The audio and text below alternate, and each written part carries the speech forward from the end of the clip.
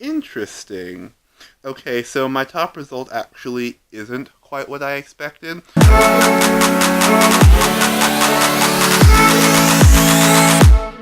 Hello everyone, welcome back. Some of you may or may not know this, but I'm actually really into religion and spirituality. I studied religion in college. A lot of my favorite authors are theologians. A lot of my favorite YouTubers talk about religion and spirituality. A lot of my favorite people on Instagram talk about religion and spirituality. And from the very beginning, I knew that religion and spirituality was something that I wanted to talk about on my channel, and I figured a great place to start would be actually talking about what I believe. And so, in thinking about how I wanted to do that, I realized that there is actually an online quiz. The purpose of the quiz is basically to help people figure out what they actually are based on what they believe. I've actually taken this quiz like dozens of times before, so I actually kinda know what I'm already gonna get, but I think that it's a great tool for actually talking about what I believe. So, let me go ahead and get my screen capture going. What is the number and nature of the deities? Choose one. So, I've always been polytheistic by nature. Like, I was raised Christian, which is a monotheistic religion, but even when I would hear Christians talk about we serve the one true God, in the back of my head I would always think, okay, so which one's that?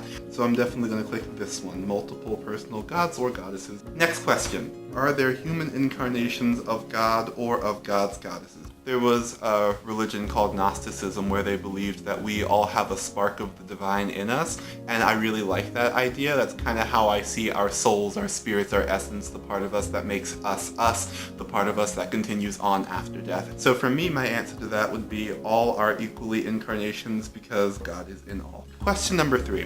What are the origins of the physical universe and life on Earth?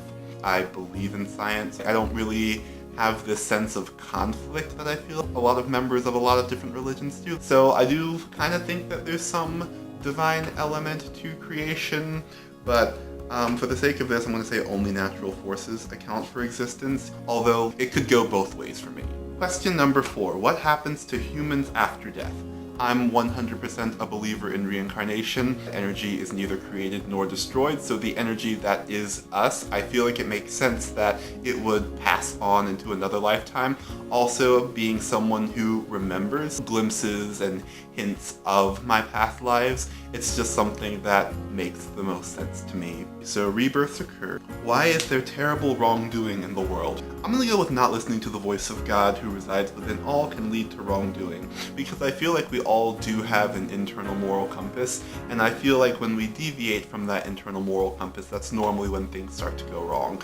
Number 6. One or more spirit beings exist who can cause human suffering. I do agree with that because I do believe in spirit beings. I think they're still a part of nature, but they're made up of a different substance, or our eyes can't see them because we can only see a very narrow bit of the electromagnetic spectrum. And I believe that, just like people or animals or whatever else, there are some that are good and nice and compassionate and loving, and others that are less so. Why is there so much suffering in the world? Choose all that apply. I was relocated because apparently my grandmother is cooking dinner and I can't be in the kitchen right now. So I actually think that there are a couple here that do apply.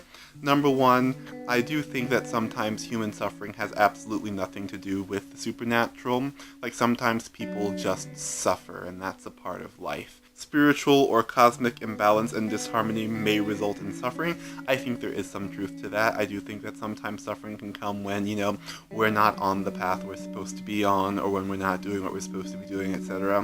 And also, I think that sometimes it is, just part of the plan. Like, I think that, sometimes there's suffering that we're supposed to learn from and grow from. Questions number 8 through 12. Answer based on your belief about the path to the ultimate reward or reality, whether that's salvation, heaven, whatever. For me, the ultimate reward or reality is a world where we don't have to worry about killing the planet or killing each other or raping or stealing or lying or all of these things that make the world a less great place to be in. My idea of the ultimate reward is very much based in a this worldly, like, let's fix the planet, let's fix our communities, let's fix each other. I don't have any really cosmic sense of a reward. Like, even reincarnation, like, I believe that once you've learned all of life's lessons, I feel like a lot of people actually come back and help other people learn lessons, like Jesus and Buddha, and that's kind of how I see, like, the gods too. I just figure that they're,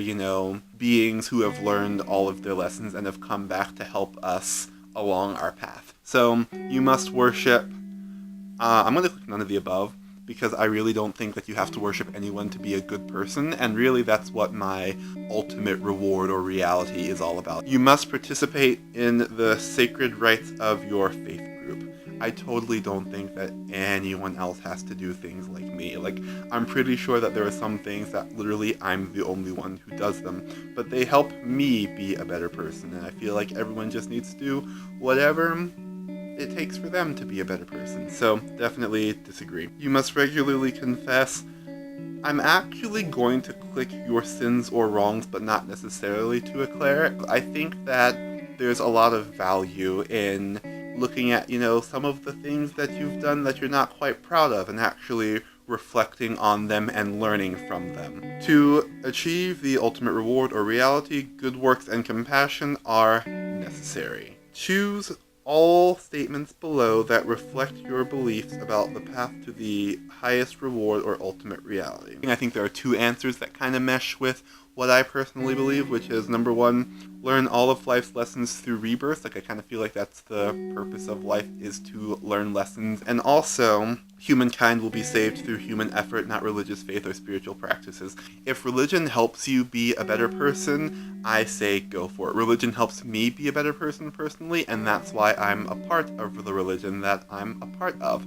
But if religion isn't your thing, that's fine. Like, I think ultimately it comes down to people creating a better world for other people. I'm somewhat tempted to click tap the power of the ultimate. Actually, I'm going to click that just because that's what I do on my path. But I totally don't think that it's a mandatory thing that everyone has to do. Everyone's path is different. Question number 13. Elective abortion should be a woman's choice. Agree. I personally do think that abortion is a sad thing, but I also think it's a necessary thing, and even if I didn't think it was necessary, it's not my place to tell anyone else what they should do with their bodies. Homosexual behavior should be regarded as immoral or out of harmony. Disagree, this channel is gay. Roles for women and men should be prescribed. Also a big disagree. That should come as a surprise to absolutely no one. Hello. Divorce and or remarriage should be restricted or punished or condemned by my religion or belief system. Also disagree. I totally think that sometimes divorce is a very necessary thing for people's happiness and overall well-being. Again, divorce, kind of like abortion, I think it often can be a sad thing, but also I think it can be a necessary thing for sure. Social betterment programs such as equality, anti-poverty, and education should be fundamental to my belief group. Absolutely agree 100%. Nonviolence, including pacifism, opposition to the death penalty, etc., should be fundamental to my belief group.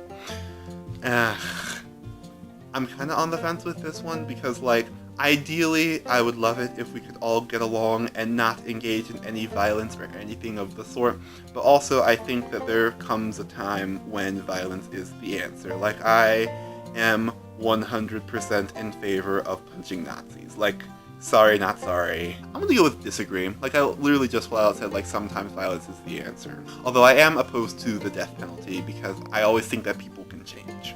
Spiritual healing practices should be fundamental to my belief group and preferred over conventional medicine. Now, I'm gonna go with disagree. I'm not about, like, hey, don't give me medicine, just pray for me instead. More like, hey, let's do traditional pharmaceuticals, but maybe sometimes instead of doing, like, you know, a pill, you can do an essential oil or something like that, which is definitely not conventional medicine, but I also don't think it falls under the category of spiritual healing. And lastly, revering and or worshipping nature should be fundamental to my belief group. 100% agree. A big part of my belief system is that we as humans are a part of nature, and I feel like a lot of our problems stem from the fact that we think that we're apart from nature. So I'll often think about, okay, what steps can I do to save the bees?